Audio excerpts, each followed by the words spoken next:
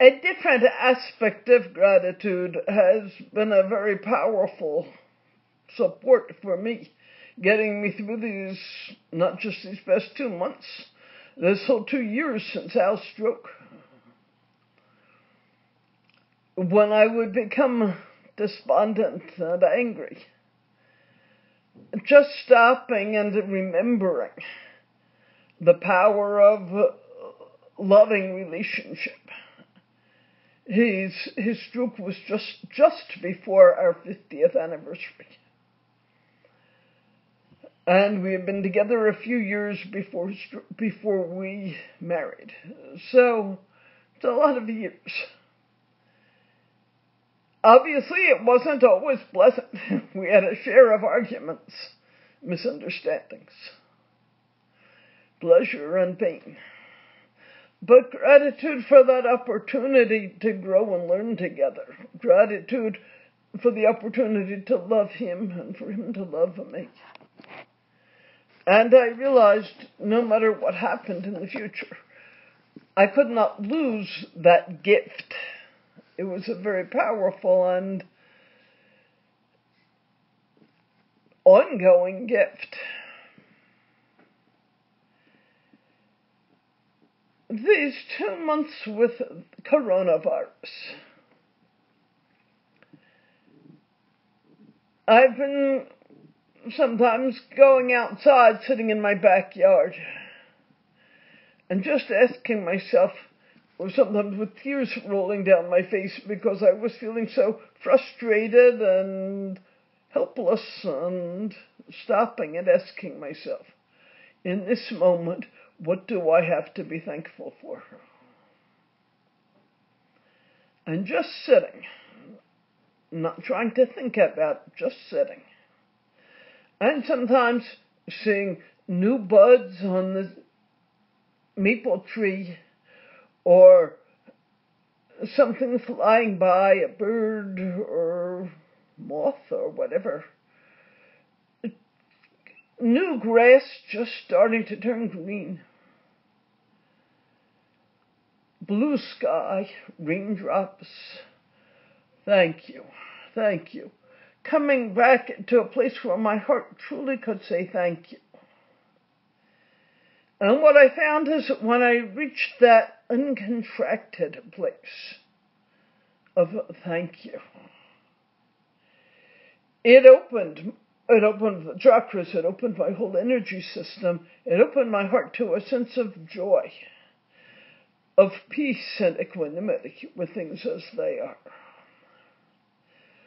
I think it was an energetic change, that the pain and fear had me closed up, and as soon as I really genuinely opened to something, to anything for which I was grateful, there was an opening so that I could feel everything for which I was grateful, including how can I be grateful to this virus that's sweeping our world. And yet, being able to say to the virus, thank you, teacher. I'm not sure yet what you're teaching me, but I know you're teaching us something. Thank you, teacher.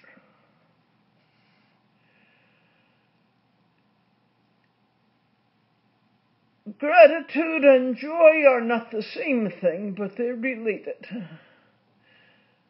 I can't say which is a base for the other. When I'm feeling joy, it's easier to feel gratitude. But when I'm feeling gratitude, I find that there's a lot of joy there. Spaciousness also. Energy. With gratitude, all of these come. So, I find this the greatest gift and firmest ground that I have when I start to feel despair and anger and helplessness.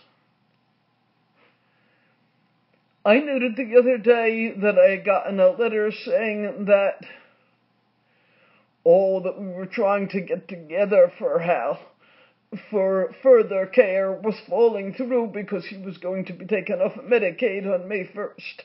Unless we appealed it and there didn't seem to be a ground to appeal, and stop. And I was up until 2 or 3 a.m. angry and tense and crying and asking, how am I going to do this? I can't send him back. And I can't keep him home. How am I going to do this?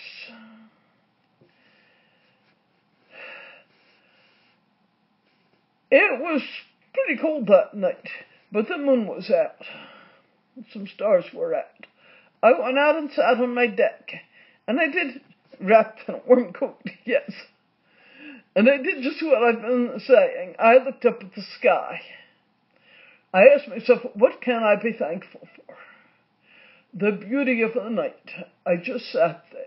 I was too tense to meditate. There was too much anxiety. But just stopping, looking at the stars. I started to get cold, so I jumped in the hot tub. Not with my coat on. Just resting back there, looking for about maybe 45 minutes, looking at the stars. All the lights were turned off. Stars, moon. This is eternal. This is going on. Whatever I am experiencing is impermanent. Well, the stars and moon are probably impermanent too, but they're a lot more permanent than I am, and certainly more permanent than my troubling thoughts are. Thank you. Thank you. Thank you. And after about 45 minutes, my whole energy field started to open. My heart started to open. Right there with fear. Right there with anger. There's joy. There's gratitude. There's love. So I came in, got wrapped up in a warm robe, sat down at my computer. I fired off about 45 more minutes worth of emails to my sons asking for what help I needed, to the lawyer asking what help I needed from him. Felt, okay, I've done everything I can. I've set the wheels in motion. That's it. Thank you for the abundance you are going to give us, for the ways this is going to work. Thank you. And there was a deep sense, not of, I can't say, oh, it's all done now, everything will go right. Everything will go as it will go. I've done what I can in 2 ways. By opening my heart with gratitude so I'm able to receive. Not being that hungry goose with a tiny mouth that can't receive. Able to receive. And then setting the wheels in motion to invite others to help work on this to make it happen, which they're doing.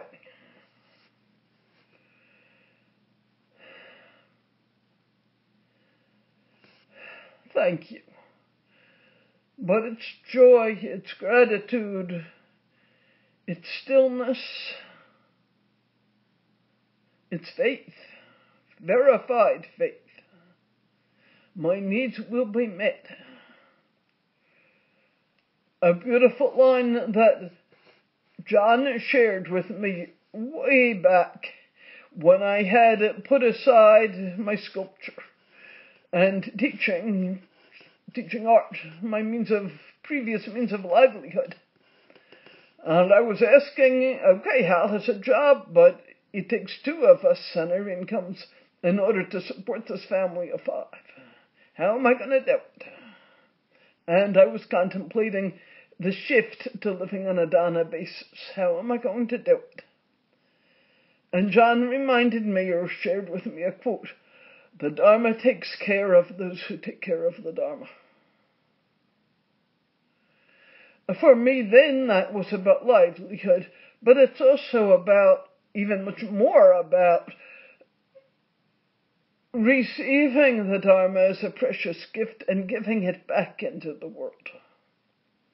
Watching, especially in these small groups where I've gotten to see what's happening for each of you. Watching what each of you are doing with your practice and the love and courage you're bringing to your practice. This is so beautiful. The Dharma is coming to you and you're giving it back into the world. It's so beautiful.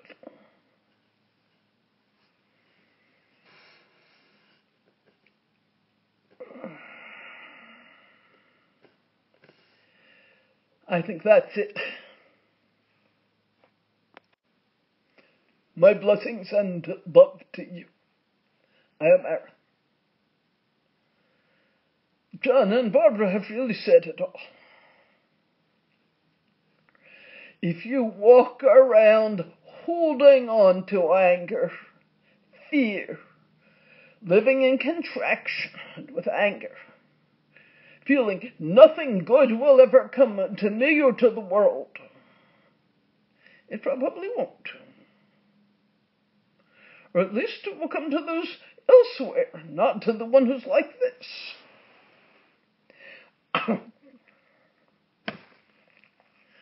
There's an old story. A man leaves his village and is walking, traveling, far from home. He sees a village in the valley below and wonders, maybe I could live there. There's a man sitting atop of the hill, eating a piece of fruit.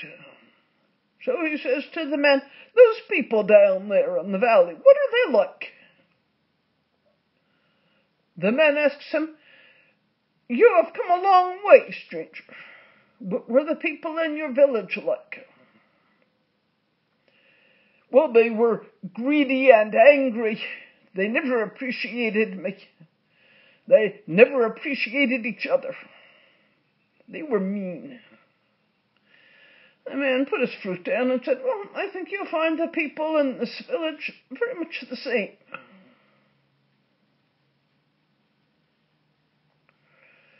Half an hour later, another man, a wanderer from a different village, or maybe the same village, came to the top of the hill and found the man still nibbling on his fruit.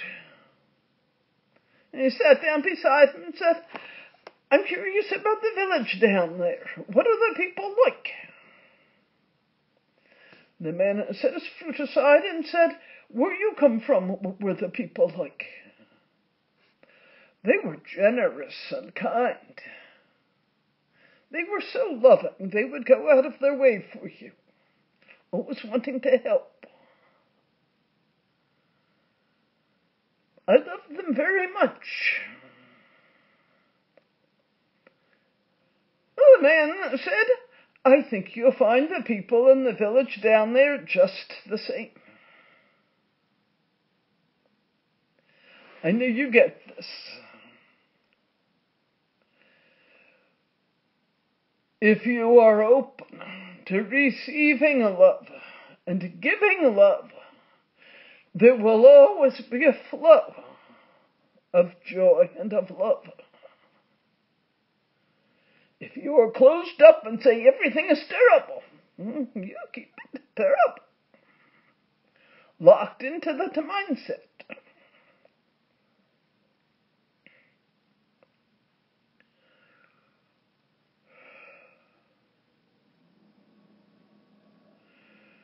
These experiences of joy, peacefulness and spaciousness, gratitude, generosity,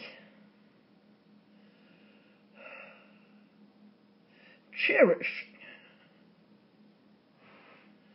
These truly can lead you into a place where you shift the whole energy of the world around you, starting with your family and your neighbors and friends, and moving outward and outward and outward.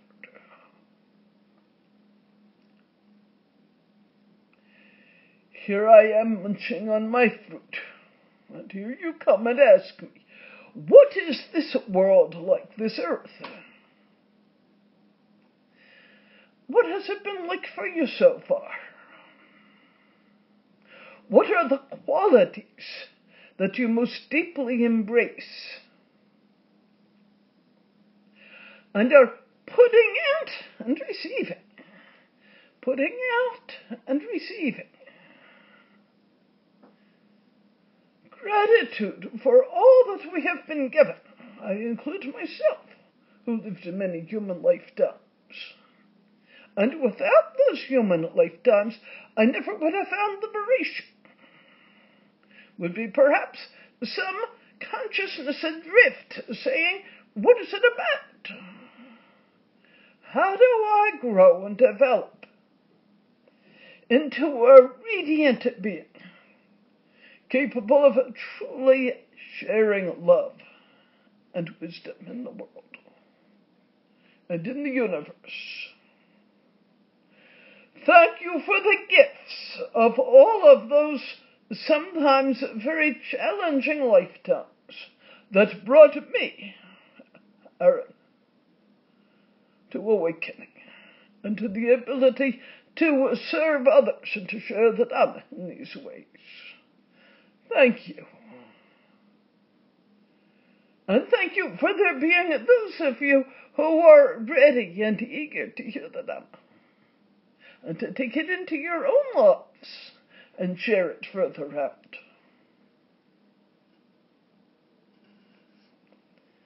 Thank you.